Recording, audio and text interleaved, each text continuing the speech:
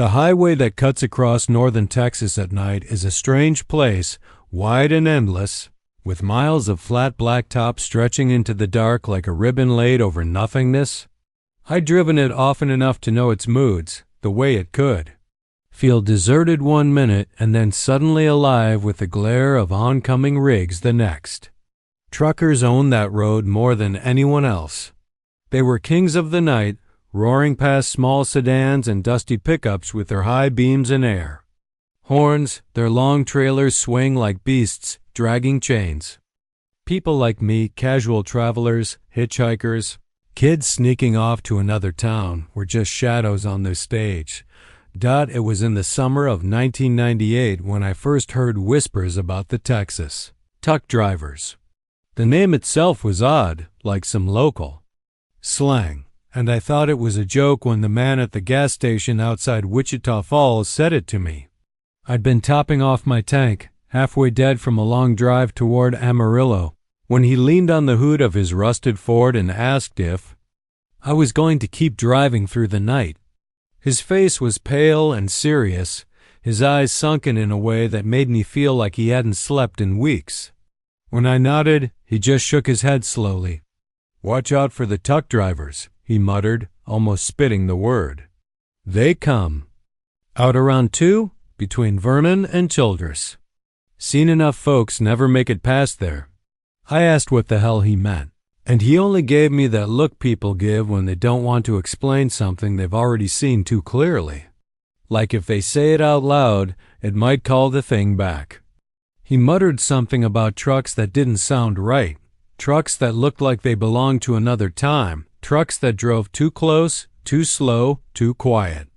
I laughed it off, but when I climbed back into my car, the words stuck like burrs in the back of my mind. The road past Vernon was emptier than I remembered. A few lonely lights at distant farmhouses, the occasional battered billboard for barbecue joints long since closed. The blacktop shimmered under my headlights, but beyond that beam there was nothing, no stars, no moon, just a sky that looked heavy and hollow. I set the radio low, some scratchy country station, just to keep myself awake, but it did little against the weariness that seeped into my bones. I first saw them a little past 2, just as the man had said. My eyes were gritty, and I'd been fighting the urge to pull over and nap, but then I saw headlights in the rearview mirror, 2 bright beams far too low to be a car and too steady to be a modern rig. They grew closer, but something about the way they moved wasn't right. There was no roar of an engine, no tremble of the road beneath me, just the lights sliding up behind like floating orbs. I leaned forward, trying to make sense of it, when suddenly the shape of a cab emerged from the dark dot. It was an old truck. Not vintage in a showy polished sense, but ancient, rust-eaten, its chrome dull and lifeless. The trailer it dragged was plain steel with no markings, no license plate, nothing to show who it belonged to. And the cab's windshield was too dark, the glass black as tar. I couldn't see a driver, not even a shadow. The truck crept up until its bumper nearly kissed mine, and I swear I could feel the cold off it, like someone had opened a freezer door behind me. My knuckles tightened on the wheel, and I pushed the gas, but it matched my speed exactly. 80, 90, it didn't matter. It hung on my tail like it was tethered to me. Then, without warning, it veered left, sliding up beside me. I glanced over and my stomach dropped. The cab window rolled down halfway, and for just a second, I thought I saw a face inside. But it wasn't right. It was pale, waxy, almost featureless, with hollows where eyes should have been. It didn't look at me so much as through me, like I was nothing more than another shadow on the road.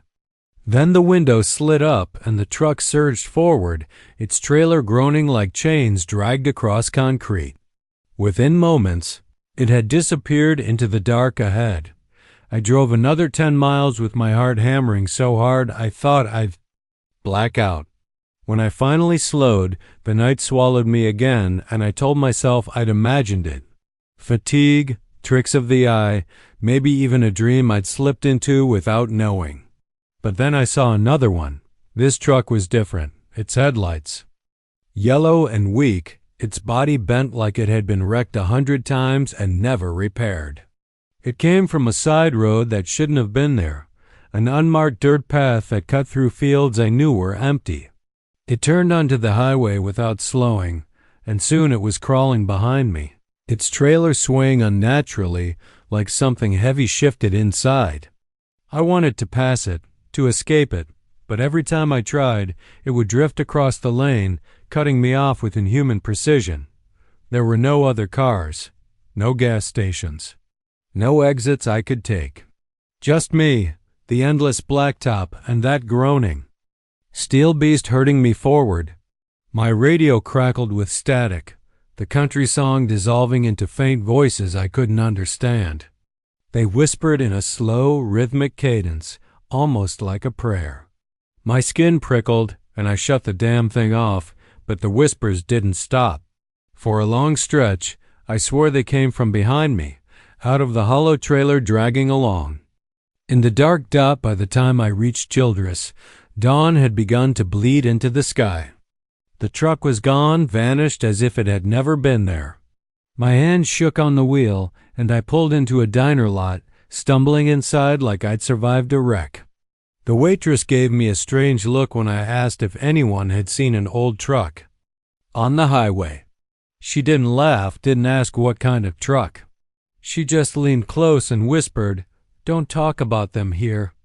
I pressed her, desperate, but she walked away without another word, her face pale. Over the years, I've tried to make sense of what I saw. Some folks say they're ghost trucks, rigs from decades ago whose drivers died bloody deaths on those highways. Others whisper they're not trucks at all, but something older wearing steel and headlights like a mask. They called them Tuckdrivers because they tuck you in. They say herd you, guide you, pin you down until there's nowhere left to go. Some folks vanish on those stretches of road, their cars found idling on the shoulder, doors open, no trace of the driver. Maybe they were tucked into those trailers. Maybe they're still being hauled across Texas under the weight of steel and shadow, driven by faceless things that don't belong to this world. I've never taken that road at night again. But sometimes, when I'm driving past midnight anywhere in Texas, I catch sight of headlights in the mirror, too low, too steady, too silent. And for a moment, my stomach knots, and I know they're still out there, hunting the empty highways, waiting for someone too tired, too careless, too unlucky to notice that the trucks following them don't make a sound. And when that moment comes, I do the only thing I know to do. I pull over, cut my lights, and pray those faceless truck drivers pass me by.